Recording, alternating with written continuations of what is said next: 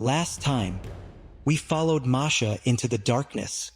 We learned about the night she became separated from her group, the New Year's Eve celebration that descended into the limestone labyrinth beneath Odessa, the group that found their way out, and the girl who did not. We learned about the decision she made when she realized she was alone, the decision to move rather than stay still, the decision that took her deeper into 2,500 kilometers of unmapped tunnel, further from the entrance with every step. We learned about what the darkness does to a human mind in the first hours of total isolation, the silence that becomes a presence, the cold that seeps into the bones from the limestone itself, the disorientation that accumulates as every junction looks identical to every other junction and every choice of direction looks like every other choice. And we left her walking into the darkness, into the silence, into the 3 days that ended in a tunnel that nobody has been able to find again. This is episode 3. This is what the darkness does. Not just to Masha, not just to a teenage girl on a New Year's Eve in 2005, but to anyone, to everyone, to the human mind and the human body when they are placed in conditions of total sensory deprivation for an extended period. Because this is not just a story about one girl in one tunnel. This is a story about what darkness itself is, what it means, what it does to us, and why the people of Odessa have been telling stories about what lives below their city since the tunnels were first carved out of the limestone in the 19th century. This is a story about the dark, and what the dark keeps. I want to begin with science, because the science of what happens to the human brain in conditions of total darkness and total silence is one of the most disturbing bodies of research in the history of psychology. In the 1950s, a psychologist named John Lilly developed a device called a sensory deprivation tank, a sealed container filled with warm salt water, temperature matched exactly to the surface temperature of the skin, so that the person floating in it could not feel where their body ended and the water began. No light, no sound, no smell, no sensation. What happened to the people who spent significant time in these tanks was not what the researchers expected. They expected relaxation, calm, the mind settling into a quiet state in the absence of external stimulation. What they found instead was that the mind does not settle in the absence of stimulation. It escalates. The human brain is not designed for silence, not for extended darkness, not for the absence of sensory input. It is designed for a world that is constantly providing information. And when that information stops, the brain does not accept the absence. It generates its own. Within hours of complete sensory deprivation, subjects began reporting visual phenomena, not dreams, not sleep, full waking visual experiences, shapes and colors and movements that existed only inside the visual cortex, generated by a brain that could not tolerate the absence of input. Within longer periods, the visual phenomena became more complex, more coherent. Figures, faces, complete scenes, and the auditory cortex did the same, generating sounds where there were none, voices, music, the sounds of a world that existed only inside the skull. Extended sensory deprivation produces something that in any other context would be called psychosis. The hallucinations become indistinguishable from reality. The person cannot tell what is real and what the starving brain has invented, cannot distinguish between the tunnel floor and the floor they remember from above, between the darkness around them and the images the visual cortex is generating to fill it. This is what was happening to Masha. As the hours became a day and the day became 2 days and the dehydration compounded the sensory deprivation, the darkness was filling up with things that were not there, that she could not know were not there, that were as real to her as anything she had ever experienced above ground. And some of those things, the brain being what it is, the dark being what it is, were not the kind of things a person moves toward. They were the kind of things a person runs from. In a tunnel with no light and no map, Running is not the same as escaping. I want to tell you about the other people who have been lost in the Odessa Catacombs. Because Masha, whether her specific story is exactly as told or is a legend built around a real event, was not the first and was not the last. The catacombs have been taking people since before anyone was keeping records of the taking. In the 19th century, when the stone quarrying was active, workers died in the tunnels, accidents, floods, cave-ins where the limestone gave way without warning. Their bodies were often not recovered. The tunnels were simply sealed above them and the quarrying continued elsewhere. Their remains are still down there, in sections of the catacombs that have been blocked or flooded or simply not visited in over 100 years. Somewhere in 2,500 kilometers of tunnel, in the Second World War, the partisans who lived in the catacombs did not all survive the occupation. Some died below ground, of illness, of injury, of the accumulated toll of living without adequate light or food or air for months at a time. Their graves, where graves were made, are still in the tunnels, marked sometimes with names carved into the limestone. After the war, the tunnels became a place for people who needed to be invisible, criminals, smugglers, people whose reasons for going underground were varied and whose fates were equally varied. In more recent decades, urban explorers, people drawn to the catacombs specifically because of what they are, the largest unmapped underground space in the world, have gone in with better equipment and better knowledge than Masha had, and some of them have not come out either. A 22-year-old student in January 2012 went into the catacombs alone. A search was organized and then called off within days because the search parties themselves were at risk of becoming lost. He was never found.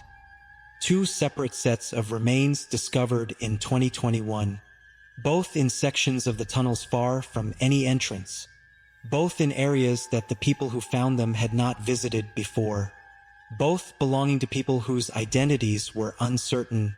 These are just the cases that were reported, that became known to the outside world through official channels or media coverage.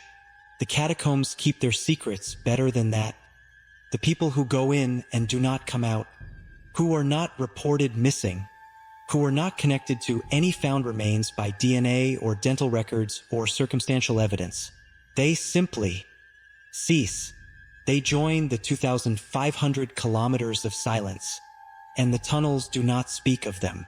I want to tell you about something that the people of Odessa believe about the catacombs. Something that the official tour guides and the university archaeologists and the urban planning authorities do not include in their materials. The stories that the city tells itself about what is below. Every city that has something significant beneath it develops a mythology around it. The Paris catacombs have their ghost stories and their legends of underground gatherings. The Rome catacombs have their saints and their martyrs and the long tradition of sacred significance attached to the tunnels below the Eternal City. Odessa is no different. The stories that circulate among the people who have spent the most time in the Odessa catacombs, the experienced urban explorers, the people who have been down there dozens of times and know sections of the tunnels the way others know their own neighborhoods. These stories are consistent in certain details. There are sections of the catacombs where the air changes, not dramatically, not in a way that instruments necessarily detect, but in a way that experienced people feel. A drop in temperature that is separate from the general cold of the tunnels, a pressure in the ears, a sense of being observed that has nothing to do with any visible source. There are tunnels that experienced explorers refuse to enter, not because of structural concerns, not because of flooding risk, for reasons they describe with phrases like "it does not feel right and I have learned to trust that feeling," and once you have been in the tunnels long enough you know which ones are asking you to leave. There are sounds, not the sounds of water, not the sounds of settling stone, not the sounds that can be attributed to any geological or environmental cause, sounds that come from sections of the tunnel that nobody is in, that stop when you approach and resume when you retreat, that experienced explorers describe as not quite like any sound from the surface world. I am not telling you this because I believe the catacombs are haunted in any literal sense. I am telling you this because the people who know the Odessa Catacombs best, the people who have spent the most time in them, who have learned to navigate them and to understand them as well as any unmapped space can be understood. These people talk about the catacombs as if they are alive, as if 2,500 kilometers of limestone and darkness has developed something, not consciousness, not exactly, but something, a character, a tendency, a way of responding to what enters it. The catacombs take certain things and keep them, the explorers say. The catacombs give other things back, but never completely, never unchanged. What comes back from the catacombs is always a little different from what went in. Whether this is geology or psychology or something else entirely, the people who have spent the most time below ground say the same thing. The catacombs are not empty. They have never been empty. They are full of everything that has ever gone into them, everything that has never come out. I want to return to Masha, to the third day, because the third day is when everything that the darkness does to a human being reaches its final stage.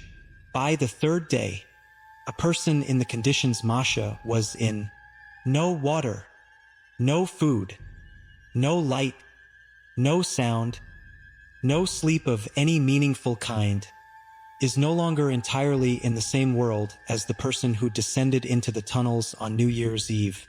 The body is shutting down systems it cannot maintain. The kidneys are conserving every drop of fluid. The blood is thickening. The heart is working harder to move it through narrowing vessels. The muscles are beginning to consume themselves for energy. The mind is doing something different. The mind is becoming unmoored. The boundary between what is real and what is generated by the desperate brain is no longer clear. The tunnel ahead looks like a room. The cold feels like warmth. The darkness looks like light. Paradoxical lucidity sometimes occurs in the final stages of severe dehydration. A brief period of unusual clarity. A moment when the confusion lifts and the person understands with painful precision exactly what is happening to them and what it means. Some people describe this in near-death accounts as a kind of peace, a letting go, an acceptance. Others describe it as the most frightening moment of the entire experience. The moment when you understand completely and there is nothing you can do. We do not know which it was for Masha. We do not know her final hours, her final thoughts, whether the darkness was full of things she was running from or full of a quiet that had finally become bearable. We know where her body was found. We know approximately how long she had been there. We know the cause of death the autopsy concluded. We do not know the experience. Nobody knows the experience of the final hours in that tunnel. That knowledge went into the darkness with her, and the darkness kept it. The way it keeps everything, completely, permanently, without giving anything back that it does not choose to give. And 2 years later, when the explorers found her, the catacombs gave back the shell of what had gone in. But the experience of those 3 days, the things she saw and heard and felt in the darkness, those stayed below, where the silence is absolute, and the dark has no end. I want to end this episode by telling you about the people who survived, because this is a story that most people skip past in their accounts of the Odessa Catacombs. Focused on the horror, on the deaths, on the bodies found and not found. But people have survived being lost in the Odessa Catacombs. Not many, not easily, not without scars that go deeper than the skin, but some. In 2017, 2 teenagers, a 16-year-old and a 17-year-old, got lost in the Paris catacombs for 3 days. They were found with the help of rescue teams and search dogs. They were treated for hypothermia and severe dehydration. They survived. In the Odessa Catacombs, the survival stories are rarer and less documented, but they exist. People who went in without adequate preparation, who became disoriented, who spent hours or in some cases days in the tunnels before being found or finding their own way out. What these survivors describe, when they describe it at all, has certain consistent elements. The silence, they say, does not leave you when you come out. You carry it with you. For weeks afterward, you find yourself in ordinary noisy environments, and there is a part of you that is still below, still in the quiet that was absolute, still measuring the sounds of the surface world against the memory of what it was like when there were none. The darkness, they say, changes what you are afraid of. Before you were afraid of ordinary things. After you are afraid of the dark, the way a person is afraid of something they have been inside of. Something they know from the inside out. Something they understand in a way they cannot fully explain and would not choose to explain even if they could. And the space, they say, makes you understand something about what you are. You are very small. The catacombs say to you, very small and very temporary. The limestone was here before you. The darkness was here before you. The silence was here before you. And when you are gone, when whatever brief presence you represented in these tunnels has ended, the limestone will remain. The darkness will remain. The silence will remain. This is what the catacombs teach the people who survive them. And it is what they teach the people who do not. The lesson is the same, only the student is different. This is episode 3 of the Odessa Catacombs. What happened when the explorers finally found her? What the catacombs revealed and what they kept? And the question that the story of the Odessa Catacombs ultimately asks. Not about Masha, about the darkness itself, about what it means that beneath every city, beneath every street and building and ordinary life, there is something ancient and indifferent and patient, waiting. That is the story of episode 4, the final episode. Subscribe to Grey Archive Tales, and come back. We will be waiting, the way the darkness waits, the way it has always waited, for whatever comes next.